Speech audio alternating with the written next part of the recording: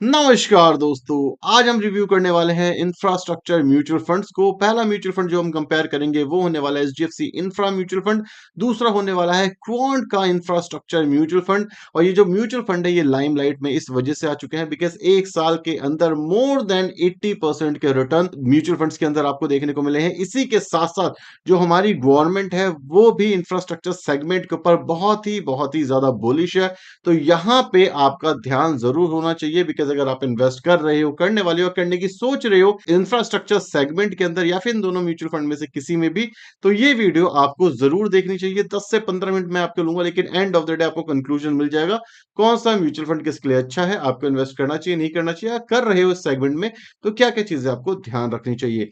तो डायरेक्टली चलते हैं वीडियो की साइड और कंपेयर करते हैं बेस लाइन से लेकर के टॉप लाइन तक कि कहां पे क्या चीजें हो रही हैं। तो आपको मेरी स्क्रीन पे जो पहला म्यूचुअल फंड दिख रहा है वो है एचडीएफसी का इंफ्रा म्यूचुअल फंड जो कि आ रहा है 1 स्टार रेटिंग के साथ। जो दूसरा म्यूचुअल फंड है हमारा वो है क्वांट का इंफ्रास्ट्रक्चर म्यूचुअल फंड जो कि आ रहा है 5 स्टार रेटिंग के साथ। जो तीसरा म्यूचुअल फंड है वो हमने एज अ बेंचमार्क के लिए रखा है, तो आप बेंचमार्क इसे कंसिडर कर सकते हो, ज्यादा सीरियस लेने की जरूरत नहीं है इसको। अगर हम ग्रीन लाइन की बात करें तो वो है एचडीएफसी की, पर्पल लाइन की बात करें तो वो है क्वांट इंफ्रास्ट्रक्चर की, येलो लाइन है हमारी मोतीलाल ओसवाल के बेंचमार्क की। अगर हम 5 साल की बात करें यहाँ पे तो आप आसानी से देख सकते हो एक बहुत ही हैवी मार्जिन के साथ जो क्वांट है वो बीट करता है अपने पूरे के पूरे कंपटीशन को। अगर हम वहीं पे 3 साल की बात करें तो 3 साल के अंदर भी आप देख सकते हो कि 3 साल में भी ऑलमोस्ट इन दोनों के जो रिटर्न रहे हैं वो दोनों के दोनों ऑलमोस्ट साथ के साथ ही रिटर्न रहे हैं। और उसी के साथ साथ आप देखोगे दोनों के दोनों म्यूचुअल फंड ने बेंचमार्क को बीट करा है। वहीं पे अगर हम बात करें 1 साल की, यहाँ पे हमने 1 साल सेलेक्ट किया हुआ है, तो आप ये देख सकते हो कि दोनों के दोनों म्यूचुअल फंड जो है वो हेड टू हेड लड़ाई झगड़े में पड़े हुए हैं कि भाई मैं जीतूंगा, मैं जीतूंगा, मैं जीतूंगा। अब सबसे पहला क्वेश्चन आपका ये आ सकता है कि भाई जो एचडीएफसी का म्यूचुअल फंड है उसको 1 स्टार रेटिंग क्यों मिली हुई है। देखो 2024 से जो एचडीएफसी एएमसी को मेनली मैनेज कर रही थी वो मिस प्रिया मैनेज कर रही थी। इस समय पे एचडीएफसी एएमसी के अंदर 2024 के अंदर एचडीएफसी इंफ्रास्ट्रक्चर को मैनेज कर रहे हैं श्रीनिवासन, जिनके आने के बाद जनवरी 2024 के अंदर इन्होंने मैनेज करना इसको प्रॉपर तरीके से शुरू करा है। इस उनके आने के बाद ये जो म्यूचुअल फंड है इसने एक्स्ट्राऑर्डिनरी रिटर्न दिखाए हैं और काफी अच्छा खासा आउट परफॉर्म करा है। तो इसी वजह से आप देख सकते हो ये जो रिकवरी आई है एचडीएफसी इंफ्रास्ट्रक्चर फंड में ये रिसेंटली आना शुरू हुई है। तो जो फंड मैनेजर चेंज हुआ जो कि इस फंड के लिए एक पॉजिटिव वे में काम कर रहा है। तो अगर हम रिटर्न पर्सपेक्टिव की बात करें तो दोनों के दोनों म्यूचुअल फंड 1 साल 3 साल के अंदर अच्छे हैं। लॉन्ग टर्म पर्सपेक्टिव से क्वांट यहाँ पे एक नंबर हमारा जीतता हुआ जा रहा है। वहीं पे अगर हम ट्रेलिंग रिटर्न्स की बात करें तो जो पहला वाला दिख रहा है आपको वो एचडीएफसी का इंफ्रास्ट्रक्चर फंड है, दूसरा है हमारे क्वांट का इंफ्रास्ट्रक्चर फंड। तो यहाँ पे भी आप देख सकते हो दोनों के दोनों जो म्यूचुअल फंड है इन्होंने लॉन्ग टर्म के अंदर हेड टू हेड कंपटीशन देने की कोशिश करी है। बस मोस्ट ऑफ द केसेस के अंदर आपको देखने को मिलेगा जो क्वांट है वो बीट कर देता है हमारे एचडीएफसी इंफ्रास्ट्रक्चर फंड को। ट्रेलिंग रिटर्न यहाँ पे हम देख रहे हैं तो ट्रेलिंग रिटर्न के अंदर दोनों में बहुत ज्यादा मार्जिन है। जो क्वांट है कभी 2% से कभी 5% से ही बीट कर पा रहा है एचडीएफसी इंफ्रास्ट्रक्चर म्यूचुअल फंड को। वहीं पे अगर हम कुछ फंड डिटेल्स की बात कर लें तो फंड डिटेल्स के अंदर दोनों के दोनों म्यूचुअल फंड जो है वो वेरी हाई रिस्क वाले होने वाले हैं बिकॉज इक्विटी टाइप है। वहीं पे जो मिनिमम इन्वेस्टमेंट है 100 रुपए से शुरू कर सकते हो एचडीएफसी इंफ्रा के अंदर, वहीं पे 1000 रुपए से शुरू कर सकते हो आप क्वांट इंफ्रा के अंदर। एक्सपेंस रेशियो यहाँ पे आपको ये ध्यान देना चाहिए कि 1.22% के आसपास एचडीएफसी इंफ्रा का है, क्वांट का ऑलमोस्ट आधे के आसपास है। वहीं पे एनएवी को इतना ज्यादा सीरियस हम लेते नहीं है बिकॉज आपको पता है क्यों, तो आप मुझे कमेंट सेक्शन में जरूर बताना। नहीं पता तो पूछना जरूर कि भाई क्यों नहीं लेते। इसी के साथ साथ जो फंड स्टार्ट हुआ था एचडीएफसी का 2013 में हुआ था और 2013 के अंदर ही क्वांट का हुआ था, लेकिन क्वांट 5 साल पहले ही चेंज हुआ, इससे पहले ये एस्कॉर्ट के नाम से जाना जाता था। एयूएम साइज की अगर आप बात करोगे मतलब एसेट अंडर मैनेजमेंट तो करीब करीब 2000 करोड़ के आसपास का यहाँ पे एयूएम दिख रहा है, मतलब बहुत ही छोटा एयूएम है एचडीएफसी इंफ्रा का। वहीं पे इससे 3 गुना बड़ा एयूएम आपको क्वांट इंफ्रा का देखने को मिल रहा है। वहीं पे अगर हम बात करें एग्जिट लोड की तो एग्जिट लोड आपका लग जाएगा अगर आप 30 दिन के अंदर विड्रॉ करते हो इस म्यूचुअल फंड से। अगर आप यहाँ पे 3 महीने के अंदर विड्रॉ करते हो तो 0.50%, उसके बाद कोई भी एग्जिट लोड आपका नहीं लगेगा। तो एग्जिट लोड के पर्सपेक्टिव से अगर मैं बोलूं दोनों के दोनों म्यूचुअल फंड सही है। अगर मैं आगे लेकर के चलूं और जो प्रो एंड कॉन्स है उसकी बात करने की कोशिश करें तो आप देख सकते हो जो एचडीएफसी है उसका जो एक्सपेंस रेशियो है लो है एज पर दिस डेटा। वहीं पे जो कंसिस्टेंसी है वो आपको 1 साल 3 साल के अंदर दिख रही है। इससे पहले आपको पता है जो फंड मैनेजर थे वो कोई और थे। वहीं पे अगर आप देखोगे जो अल्फा है वो भी काफी ज्यादा है, करीब 10.49 का है, जो कि एक अच्छी बात है। वहीं पे अगर हम क्वांट की बात करें तो कंसिस्टेंसी दिखती है, हमेशा टॉप रैंक म्यूचुअल फंड है ये। 1 साल 3 साल 5 साल 10 साल के अंदर कंसिस्टेंसी है। अल्फा बात की जाए तो भी 6.5 के आसपास का है और वहीं पे एक्सपेंस रेशियो भी इसका ऑलमोस्ट कम कम है। कॉन्स की बात की जाए तो एचडीएफसी के अंदर मेन कॉन है कि भाई वेरी लॉन्ग टर्म के लिए अंदर नहीं चल रहा, वहीं पे जो रेटिंग है वो भी बहुत ज्यादा कम है, और क्वांट के अंदर एज सच कोई भी मेजर नेगेटिव नहीं देखने को मिल रहा है। तो भाई कंसिस्टेंटी चाहिए तो क्वांट चले जाओ, उसी के साथ साथ अगर आपको लो एक्सपेंस रेशियो चाहिए तो भी क्वांट है। तो यहाँ पर भी क्वांट कहीं ना कहीं एक नंबर हमारा जीतता चला जाता है।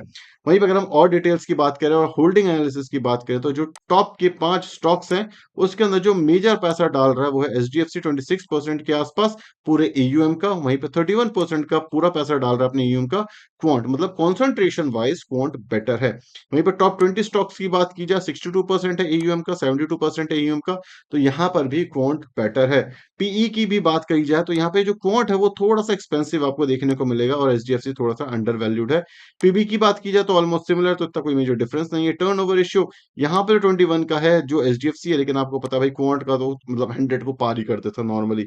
इक्विटी के अंदर बात की जाए कितना पैसा आपका शेयर बाजार में लगा हुआ है तो वो लगा हुआ है 85.7% के आसपास और क्वांट में लगा हुआ है 91.7% के आसपास।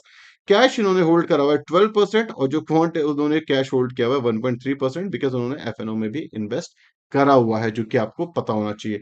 सो मोटे मोटे तौर से देखा जाए तो यहाँ पे कॉन्सेंट्रेशन वाइज आपको क्वांट अच्छा देखने को मिल रहा है, डाइवर्सिफिकेशन पर्सपेक्टिव से आपको एचडीएफसी देखने को मिल रहा है। तो ये डिपेंड करने वाला है, अगर आप हाई रिस्क वाले हो तो क्वांट की साइड जाओ, इस वाले केस के लिए एटलीस्ट अगर आपको डाइवर्सिफिकेशन चाहिए तो आपको एचडीएफसी में डाइवर्सिफिकेशन थोड़ी सी ज्यादा अच्छी मिलने वाली है। वहीं पर अगर हम आगे की डिटेल्स की बात करें कि टॉप होल्डिंग के अंदर क्या किसमें देखने को आपको मिलने वाला है, तो अगर आप एचडीएफसी की बात करोगे तो भाई आईसीआईसीआई बैंक, जेके इंफ्रा प्रोजेक्ट, एचडीएफसी बैंक, कोल इंडिया, कालपुत्र प्रोजेक्ट, एनटीपीसी और इसी तरीके के स्टॉक्स आपको देखने को मिल रहे हैं एचडीएफसी के अंदर।